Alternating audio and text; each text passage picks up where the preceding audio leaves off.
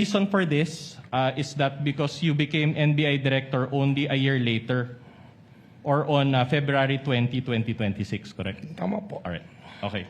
So prior to February 20, 2026, you do not have any personal knowledge of any investigation, correct? Nababasa ko lang po sa balita mga pangyayari. Which is not personal knowledge, correct? Well, yun lang po yung knowledge natin. You're a lawyer, correct? Tama po, 29 years. 29 years. Can you recall Rule 130, Section 22 of the Rules of Evidence? Can you refresh me, sir? Okay, I will Because you have a gladly copy. refresh you, of course.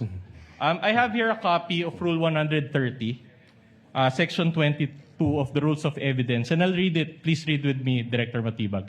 Testimony confined to personal knowledge. A witness can testify only to those facts which he or she knows of his or her personal knowledge, that is, which are derived from his or her own perception. Can you recall that rule now? Ayan po, nababasa ko po ngayon. Okay, you Tama can po. read it.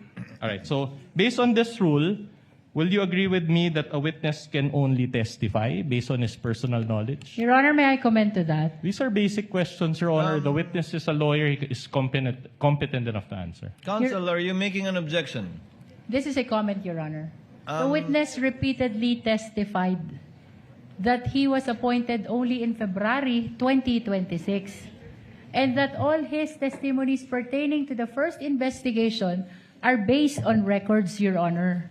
And this is allowed. As a matter of fact, under the rules, entries in official records are considered as prima facie evidence of the contents thereof. And thus, it's exactly the basis of the witness in answering the question of the defense. All his knowledge pertaining to the first investigation are based on records. Short rejoinder, Your Honor. No need, counsel. Distinguished lead prosecutor, the counsel for respondent did not object to the line of questioning of the lead prosecutor earlier, based exactly on the ground cited by the lead prosecutor. The presiding officer will give sufficient leeway to the counsel for respondent to establish his point. I think you also see what he is trying to establish. That's why he made a continuing objection in relation to it.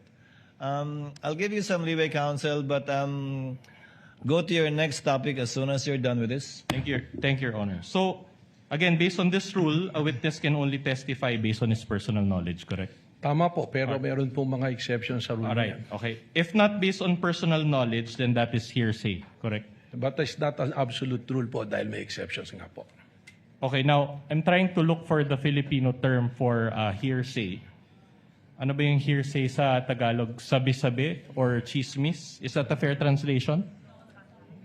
What is a fair translation to you of hearsay in Your Honor, the Filipino? question of the defense is misleading. He never testified that that is hearsay. No, I'm not As a asking matter him. of fact, he's trying to raise the exception to hearsay. I'm not asking about the exceptions of hearsay. I'm asking a translation of hearsay. Your May Honor. we- Anyway, I'll move on to... If the witness If the knows, if he does not know, he may say so.